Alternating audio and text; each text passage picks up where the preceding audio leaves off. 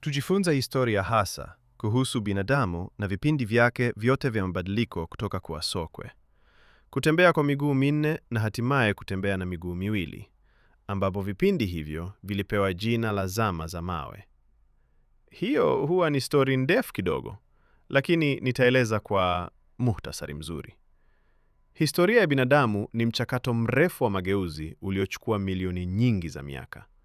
Inawadia kwamba binadamu walitokana na mababu wa kawaida na sokwe miaka milioni 6 hadi 8 iliyopita.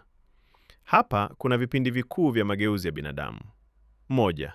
Australopithecus, miaka milioni 4 hadi 2 iliyopita. Hii ni moja ya hatua za awali za mageuzi ya binadamu. Walikuwa wanatembea kwa miguu miwili, lakini bado walikuwa na tabia nyingi za sokwe. 2.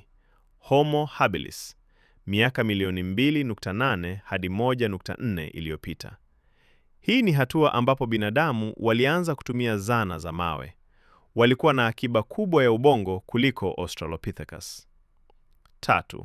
Homo erectus, miaka milioni 1.8 hadi 70 iliyopita.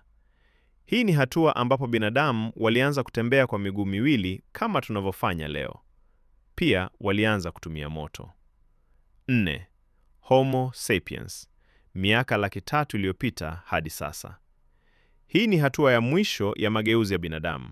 Tuna akiba kubwa ya ubongo na uwezo wa kufikiria na kutumia lugha. Vipindi hivi vilipewa jina la zama za mawe kwa sababu ya matumizi ya zana za mawe katika kipindi hicho. Zama za mawe zimegawanywa katika vipindi vitatu. Zama za mawe za kale, Paleolithic. Hii ni kipindi cha awali cha zama za mawe ambapo binadamu walianza kutumia zana za mawe.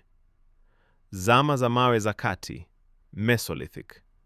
Hii ni kipindi ambapo binadamu walianza kuishi katika makazi ya kudumu na kuanza kilimo. Zama za mawe za mpya, Neolithic. Hii ni kipindi ambapo binadamu walianza kutumia zana za mawe zilizoendelea zaidi na kuanza kuishi katika jamii kubwa.